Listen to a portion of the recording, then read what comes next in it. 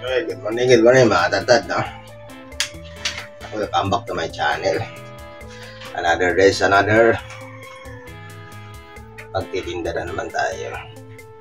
Ngayong araw ng Merkulis mga tatad ay kalahati ng ating baboy.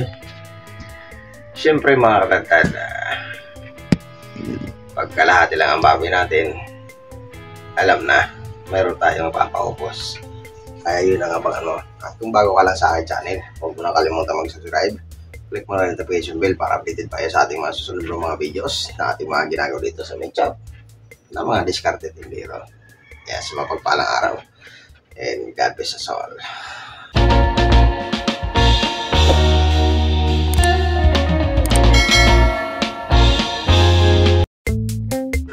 At dito nga mga tatado ay magkakalas na tayo ng ating baboy sa araw na ito. At ang ating baboy dito ay half carcass lang, ano, o kalahating buo.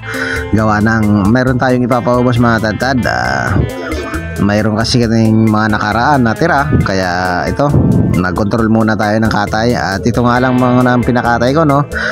At para may singit agad natin yung ating ipapaubos sa araw na ito. Ayan mga tatad, isang mapagpalang araw sa atin lahat, no? At salamat na naman at sinamahan nyo na naman ako sa araw na ito. At bilang isang tindero mga tatad na nagsusulo, ito ang diskarte natin para tayo makapaubos nang sa ganun ay hindi tayo matambakan ng ating paninda. Ayan. Dito mga tatad na pala, no? Pag ganito inaabot tayo ng tumal, syempre nagkakaroon tayo ng matira, pero ang atin naman tira ay kailangan alagaan natin, no? Ibig kong sabihin ng pag-aalaga ay ayusin natin ang lagay natin sa freezer para nang sa ganun ay maganda pa ito na at may titinda pa natin ng maayos, no? At dito naman mga tatad, no, sa pagtitinda naman ng baboy paninda o karne, no, ay hindi naman talaga masasabi natin na makakapaubos agad tayo ng sa araw-araw, no. Siyempre ika nga may ano nga sila, no, may kasabihan nga sila, no, na hindi araw-araw Pasko. Ayan, kaya dito sa pagtitinda ng karne ay hindi po tayo lagi nakakapaubos. May time rin talaga na inaabot rin tayo ng tumal o nagkakaroon ka tayo ng tira.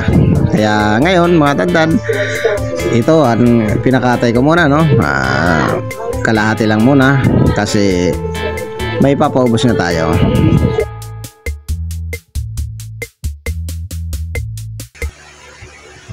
Tapos lalo talaga uli na natin yung ating pinakalas.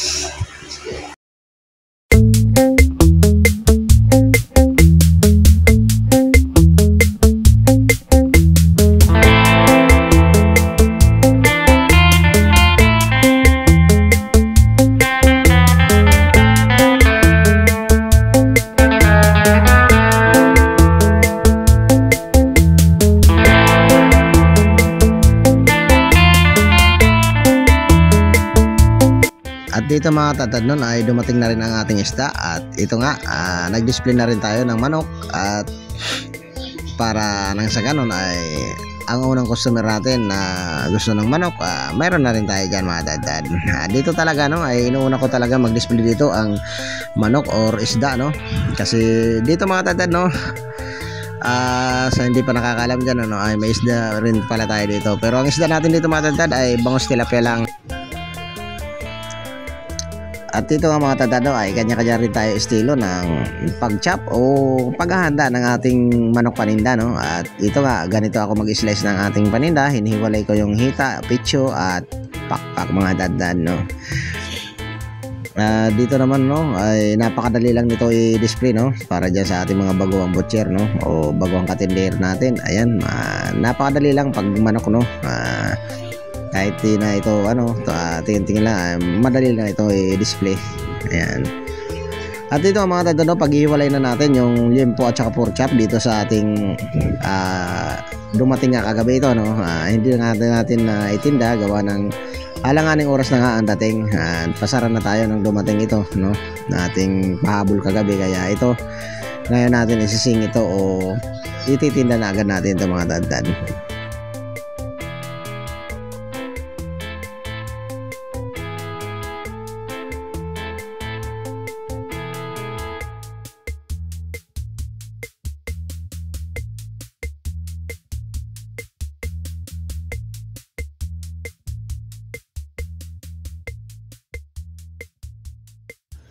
Dito pala mga tadtad sa paghihiwalay ditong liempo at saka pork chop ay sisiguraduhin po natin na diretso yung ating hiwa at susundan lang natin yung pinaka tamang sukat ng ating pork chop. Nang sa ganun ay magandang ating pork chop, maganda rin ang ating liempo mga tadtad. Ayan, napakahalaga po yun na magandang ating liempo no at saka pork chop mga tadtad. Gawa ng itong liempo natin ay ito ang pinakamataas ang bintahan no sa part ng baboy natin ititinda mga tadtad.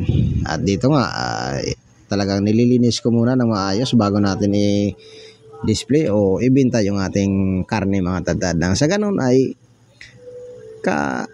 aya-aya naman sa ating mga solid kasuki o sa ating mga customer mga tadtad. At dito naman mga tadtad no sa mga customer naman natin ay talagang medyo may pihikan din no o talagang hindi rin ano sila no sa mga maduduming karne, kaya kailangan malinis talaga agad. At dito nga mga tadtad no sa time na ito ay mayroon tayong customer na kumuha ng 3 pata at ang pata nga dito niya ay dikit-dikit ang isa awang ano no tatadta rin ng dikit-dikit yung dalawa, ang isa naman ay buo lang pang crispy pata at babaliin lang natin. Hindi totally babaliin mga tadtad hihiwan lang natin dyan sa pinaka-joint para bumaluktot ang pata at ika nga no pang crispy pata ito sabi ng ating kasuki. Ayan. Ito pala mga tadtad no na pata natin dito ay talagang malalaki ngayon ng pata at kaya nagka-3 pata natin no kasi siyempre kalahati lang baboy natin sa araw na ito. Kaya na nagka-3 mga tadtad ay pinakuha natin yan doon sa pinakamin natin no sa kabilang pisto. Ayan. Kaya ayun, wala talagang maliit ngayon na baboy, kaya yan ang lalaki ng pata. Nagtitimbang siya mga tadtad ng 2.1 ang isa no. Ang pinakamaliit yun yung 2.01 no, labis lang 2 kilo. Kaya yun ang ginawa niyang pang crispy pata at medyo maliit nga daw. At ito naman mga tadtad ay pinahiwa lang yan na dikit-dikit at ito nga ay panghumba daw lang no. Ayan. Kaya yan mga tadtad sa mga butcher natin dyan ano, sa mapagpalang araw sa atin lahat. And andito na naman ang inyong katadtad no na matgising na naman sa mga oras na ito. At ito nga mga tadtad no, pagdating nitong customer ay nasa alas 5 na ito at pumunta nga tayo dito ay nasa 3:30. At ang 2 oras mga tadtad na ihanda natin ay talagang nakapaghanda na tayo niyan mga tadtad no. At ako naman dito mga tadtad talagang advance ako mag ano ng oras no, gawa ng gusto ko pagdating ng customer ay nakalatag na tayo dito mga tadtad.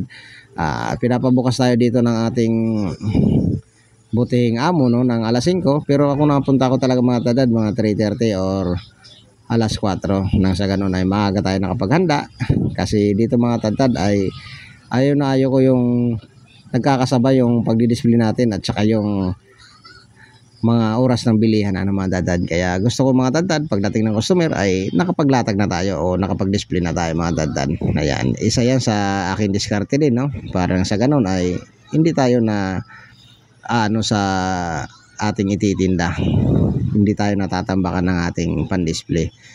Ayan. At dito ang mga tadtad no, may order pala siyang ano, liempo. Yan. Dito sa kumuha ng pata ay mayroon tayong dinagdag dito na liempo na 3 kilo mga tadtad. Ayan. Dito mga tadtad sa pagtitinda no ay enjoy lang natin at kailangan no mahal natin yung ating trabaho at enjoy lang natin kung ano yung mga ginagawa natin dito sa meat shop.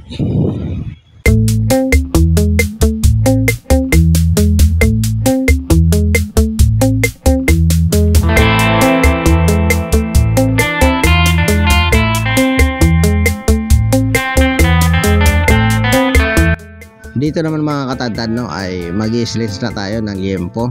Ayan, sa pag-i-slice pa naman ng liempo mga katadtad ay kailangan din ng malupitang diskarte no. Nang sa ganon pantay ang ating slice at maganda ang ating gawa ng liempo. At hindi dito mga katadtad na tira ka lang ng tira no o talagang banat ka lang ng banat ang panaga. Dito mga tadtad, ang teknik dito, no, o teknik ko dito, no, ay tamang hataw ng panaga pagdating sa liempo, at nang sa ganon ay mapapatamaan natin yung dapat nating patamaan o makukuha natin ang saktong kapal at saktong nipis ng ating slice ng liempo mga tadtad. At naayon pa rin tayo dito sa ating mga customer, no, request ng ating customer kung gaano kanipis, gaano kakapal, at nakadepende pa rin tayo sa ating customer mga tadtad. At dito mga tadtad, ang ginagawa ko dito pala yung order na 6 na kilo sa atin, no, at ang order sa atin na 6 na kilo ay 2 kilo bawat isang balot. Kaya dito mga tadtad ay gagawa tayo ng 3 balot na tagda 2 at 6 na kilo nga mga tadtad.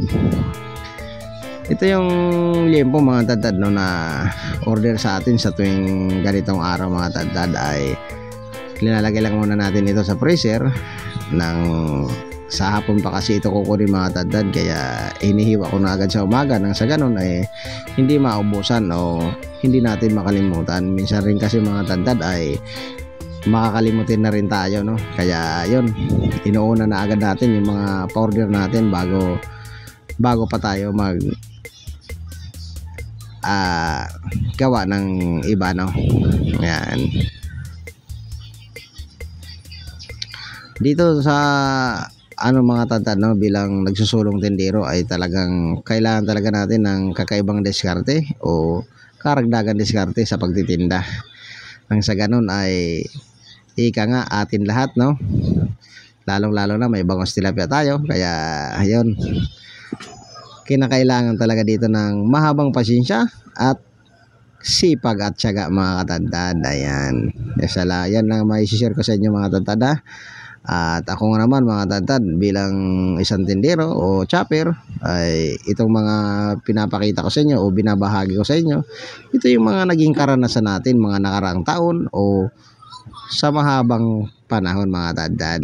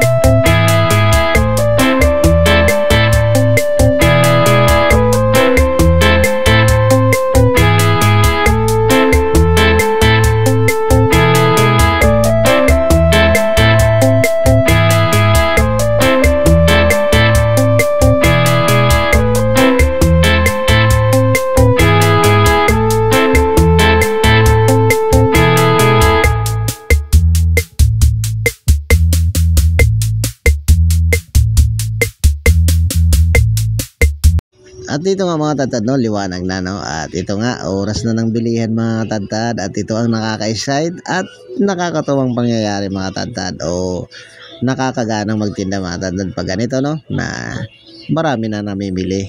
Ayan. At dito nga mga tadtad ay naipapakita ko na naman sa inyo ang mga galaw natin mag-slice o magtadtad ng mga binibili ng ating mga customer. At ito nga mga tatad, no, mas gusto ko pang mabili kaysa matumal, no. Mas nakakapagod kasi talaga mga tatad pag matumal. So ay mga tatad, no, yun, may mga namili na rin. Ayan, nagulo na mga ano. Ayan, mag-display na tayo ng puto-puto.